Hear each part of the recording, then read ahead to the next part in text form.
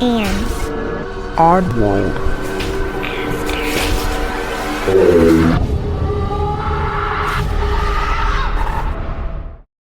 Hey oddballs, I'm your host Jensen, and welcome to episode 150. Jumping right in today, and I'm saying happy birthday to you May 14th babies. As always, I have the birthday book in front of me, and we're going to get to know you. So here we go. Happy birthday. Although their enormous sensitivity bestows upon them the capacity to have deep feelings and compassion for those less fortunate, it is the realm of abstract ideas, rather than of interpersonal relationships, that really excites May 14th individuals. Thus, while they may have found devising strategies for alleviating global human suffering, it is the excitement engendered by the challenge that stimulates them, rather than the end result of their labors. Their marked, often extreme, powers of imagination instill May 14th people an enthusiasm for exploring new concepts and techniques, a trait which is backed up extremely effectively by their great intellectual and intuitive perceptiveness, their steadfast commitment to mastery of detail, and their obstinate refusal to concede defeat. Such qualities often indicate particular success in the realm of science, for example, in information technology or in the social sciences, although they also have an innate talent for such artistic pursuits as music, drama, literature, and painting too. Such an overriding commitment to the world of ideas is usually the mark of an introvert, and, while those born on May 14th may indeed sometimes appear to be solitary and obsessive types, their interest and concern for their coworkers, friends, partners, and relations, combined with their sense of humor and healthy appreciation of pleasure and beauty, typically give them strong interpersonal roots that ground them in the real world. Their knack for problem solving, dependability, and kindly attitude frequently encourage others to seek their advice.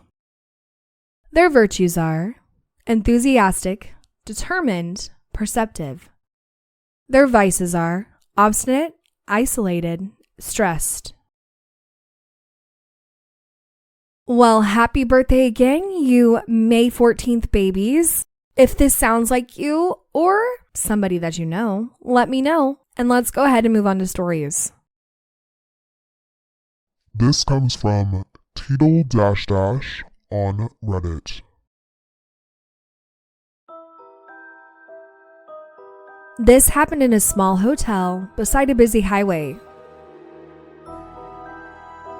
We were all sitting in the room, visiting my oldest brother in his town, having a good time. As our niece was trying to show everyone a new gymnastic move she learned, I was grabbing food for my mom and I. But when I tried to grab the sauce, it started sliding across the table, slowly and deliberately, as though someone was pushing it with their finger. I was looking at it, thinking I was seeing things, only to look over at my mom and see her looking at the same thing. We looked at each other, smiled in awe at what we were witnessing, then looked back at it. It only slid for a few seconds and never happened again.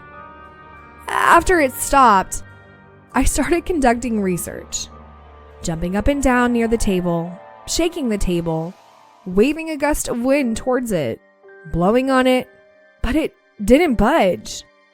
Only when I physically pushed it did it move. We didn't feel scared though, until a separate encounter happened in the same room. We were all sleeping when a loud noise coming from the bathroom woke my mom up at 3 or 4 in the morning. She woke up my dad. He went to check it out, and apparently my face wash had flown off the bathroom counter, even though that would have been basically impossible. Now, my mom never wants to stay in that room again, but we still stay in the hotel because the prices are insanely good. Well, I'm gonna say there's a little bit of a ghost there. I don't think it's obviously anything malicious, but since it's next to a busy highway, I can only imagine the number of people who have been in and stayed at this hotel. Now, with that said, it's also a hotel, and I'm sure the number of hotels that people have actually died in is higher than what you would probably imagine. I'm just pulling that fact out of the air, but I'm sure the number is probably pretty high. Now, I'm not saying that somebody had to die here in order to, be a spirit here, because that isn't always the case. It could always be the land or like just a spirit passing through, honestly. It could be something that is also attached to somebody, but either way, this is a nice little one. I like it because not only did the person who wrote this experience it firsthand, but their mom also experienced it as well. I love it when multiple people experience something. Not to discredit anyone who doesn't have anybody else to experience something with, because I have had plenty of experiences by myself, but it's always fun when you have somebody else there to see something, especially like this. Oh my gosh, they watched something move across the freaking table. I mean, I think that's freaking cool. And I love that they just kind of smiled at each other. And then this person tried to debunk it. Now that I appreciate, because yes, while you see something happen and your mom sees something happen too, that doesn't mean that, it's paranormal. Maybe there's some logical explanation. But when you do your own research and you try to debunk it and nothing works, then maybe it is something paranormal. Especially since their face wash flew off the bathroom counter at 3 or 4 in the morning. And who would have been up? Unless someone's up to go to the bathroom, but you would have heard somebody go from the bathroom back to the bed, I would imagine. So I don't know. This is a fun little one to me. I have a feeling this person might enjoy the paranormal, because if their mom and them are just kind of smiling at each other because they're witnessing something quote unquote paranormal, then that's fun. That's just fun. And it's also fun, like I said, that they try to debunk it. For such a short story, it kind of has it all. So anyhow, I'm curious as to what you guys think, and let's go ahead and move on to the next story. This comes from Different Problem 5224 on Reddit. Last night, I was in bed and I woke up to go piss. As I'm walking to the bathroom, my girlfriend says, "Don't turn on the light." And I turn around and go, and brush it off because I'm half asleep. But she was still turned away from me when she said that. In the morning, she tells me that she did not say that.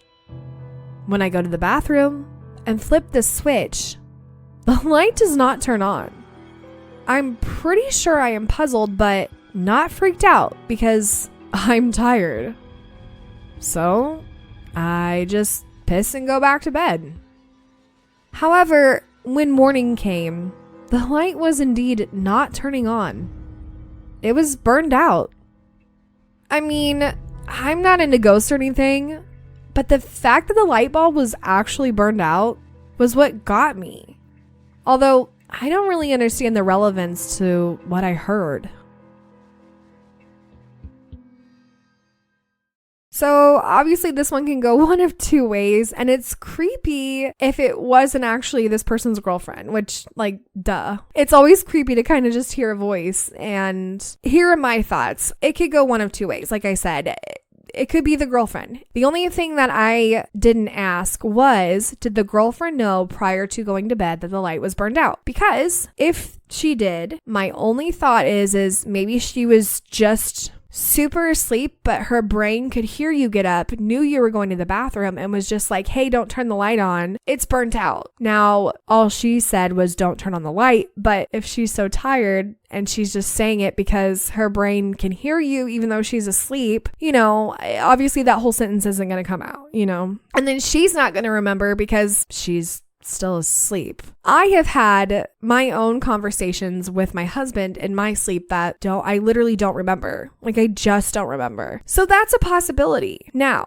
it's still a possibility. She said, don't turn on the light and doesn't remember. But if she didn't know that the light bulb was burnt out and she didn't actually say, don't turn on the light, then maybe it is a little spirit saying, hey, that light is burnt out. Just don't turn it on. Like, it's just not gonna work. And it's not obviously something malicious. If it is a spirit, that's just something that it could be. But then I think that's kind of cool, because then you have a spirit who is literally telling you that something is not working without telling you something that's not working. It's interesting. It's an interesting one. I'd be curious to know if anything else happens in the future, or has maybe happened in the past that they didn't think about.